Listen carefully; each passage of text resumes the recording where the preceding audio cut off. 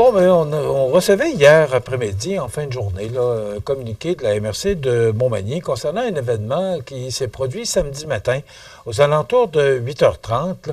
C'est le maire de Saint-Paul-de-Montmagny qui a été victime d'une agression armée. Donc, si vous regardez les images, Jean, on va présenter ces images-là. Ces images qui parlent d'elles-mêmes, c'est sur la page Facebook là, du maire de M. Talbot, là, qu'on a pu voir cette agression armée qui s'est déroulée samedi matin aux alentours de 8h30. Donc, c'est attendez un petit peu, là. Un citoyen qui a fracassé le pare-brise du véhicule de M. Talbot à l'aide d'une brique pendant qu'il se trouvait à l'intérieur.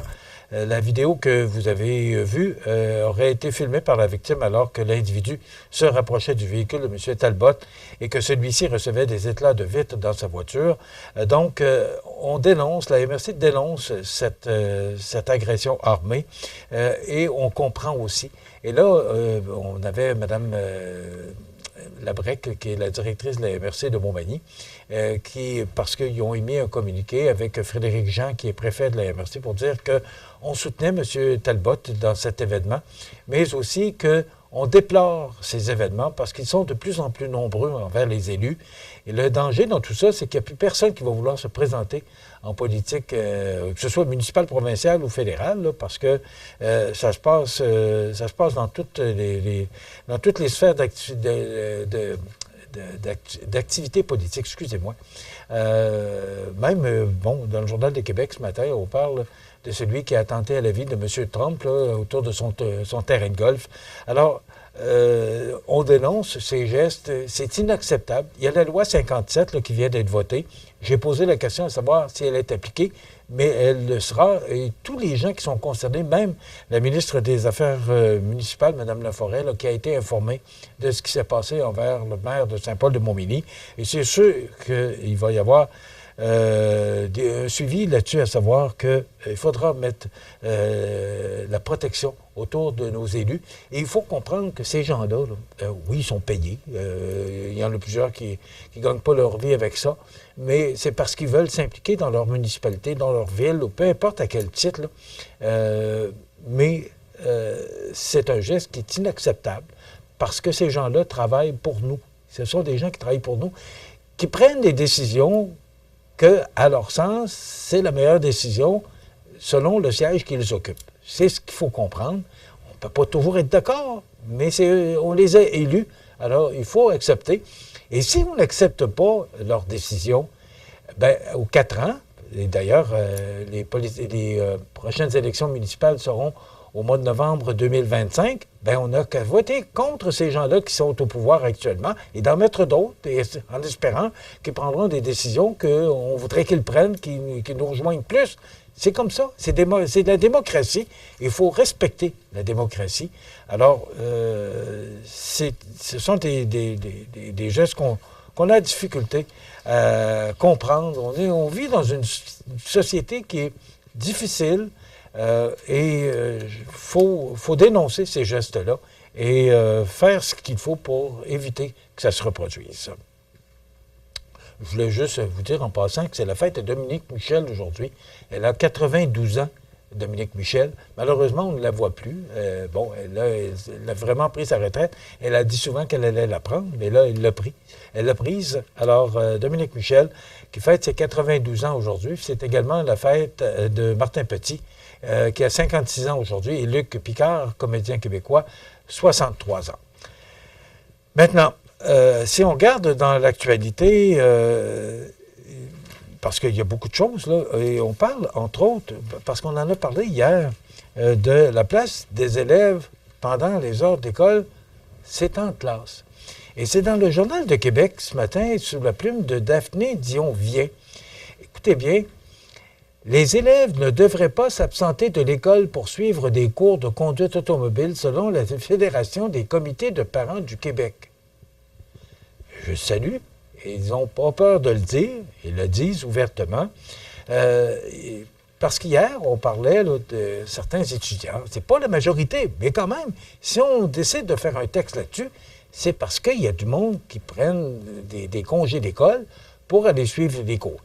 Oui, c'est dans le texte de Daphné de ce matin, là, on mentionne que dans certaines régions où il n'y a pas de transport en commun, il n'y a pas de transport collectif, on n'a pas le choix, il faut passer le plus rapidement son permis de conduire pour pouvoir se déménager, aller à l'école. Bon, ça, on comprend. Mais il faut que ce soit la même chose pour tout le monde. Alors, moi, le fait que la Fédération des comités de parents de Québec dise que quand on va à l'école, puis il faut trouver du temps en dehors des heures d'école pour suivre des cours. Parce que là, c'est pour les cours, pour les permis de conduire. Mais là, toutes les raisons sont bonnes pour pouvoir manquer de l'école. Parce que là, j'ai pas le choix, il faut que j'aille à une telle réunion. Puis... Alors, je pense que le fait qu'on dise, ben non, ça, c'est un peu comme les téléphones cellulaires. C'est la même chose, là. Alors qu'on dit, ben, les téléphones cellulaires devraient être sortis des écoles. Moi, je suis obligé d'être en accord avec ça. Vous savez, je rapporte souvent ça à nous, alors qu'il faisait chaud dans les écoles. On n'avait pas de téléphone cellulaire. C'était dans le temps... je dis pas qu'il n'y a pas de discipline aujourd'hui, pas du tout, mais c'était comme ça que ça se passait, puis il fallait suivre les règles. Alors qu'aujourd'hui, ben là, on dit, mais là, il peut le prendre durant la pause. On le rentre ou on le rentre pas, mais je pense qu'il faut statuer là-dessus. Alors, moi, je trouve ça important qu'on puisse prendre des décisions et puis les respecter. Ça va dans le même sens aussi pour les cours à l'école, alors qu'on doit s'absenter pour aller suivre des cours de conduite. Moi, je pense qu'on doit s'organiser pour toutes sortes d'autres raisons aussi. Quand on va à l'école, on va à l'école. Parce que là, c'est quoi? C'est les notes de passage qui vont souffrir. C'est sûr que si on est moins versé, parce que là, on est tracassé, puis là, quand on passe un cours de conduite, il faut apprendre aussi tous les panneaux, puis il y a beaucoup de choses à apprendre. Alors, on est comme un peu distrait de l'école. Alors, moi, je pense vous êtes probablement d'accord avec moi, mais en tout cas, la Fédération des parents, du Comité de parents du Québec semble en accord avec ça. Full record et succès historique pour la grande finale XPN 250 tours de la série NASCAR Canada à l'Autodrome Montmagny en fin de semaine. Vous n'avez pas idée à quel point ça me fait plaisir. C'est chez nous que ça se passe.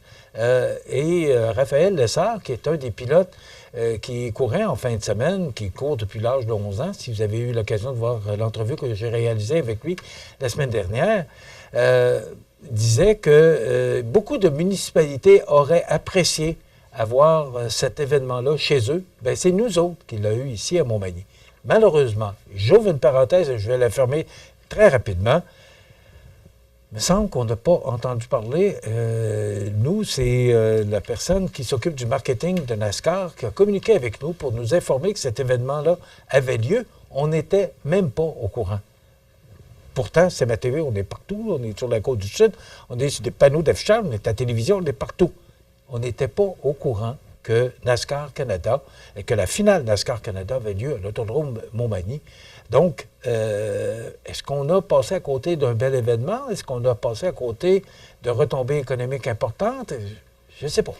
Mais je me pose la question et je n'ai pas trouvé la réponse. Donc, l'Autodrome Montmagny est fier d'annoncer le succès retentissant de la grande finale XPN 250 tours de la série NASCAR Canada. J'ai bien dit NASCAR Canada, là. Je n'ai pas dit NASCAR Québec, là. Qui s'est tenue le 21 et 22 septembre dernier. Cette première historique au Québec a réuni une foule record et a confirmé Montmagny comme un incontournable du sport automobile. Plaisant à lire, ça. C'est un peu comme tantôt, quand je parlais avec Mme Lebrec et Isabelle, quand on se dit leader, attendez un petit peu, je vais le dire comme il faut, là, sa position de leader, la MRC de Montmagny confirme sa position de leader en innovation régionale, illustrant que tout est probablement probable dans une région où l'avenir se construit dès aujourd'hui. Ça, si vous saviez comment je suis fier de ça, bien, c'est la même chose pour NASCAR Canada chez nous, à quel point je suis fier. Et Jean Carbonneau me disait, j'ai écouté quelques minutes du match hier, là, mais Alex Barré-Boulet a compté un but, une passe hier, et a été la 3e étoile du match canadien Flyers hier. Encore quelqu'un de Montmagny? Vous n'avez pas idée à quel point ça me réjouit d'entendre ça. Le docteur Jean-Pierre Després, oui, en passant, puis c'est lui qui est président d'honneur du Salon Deuxième Jeunesse qui se déroule au Centre communautaire Espace Citoyen aujourd'hui.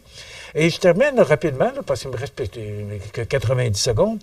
Un Québécois sur deux envisage de passer à la voiture électrique. 59 d'entre eux s'opposent à l'élimination des incitatifs financiers offerts par l'État.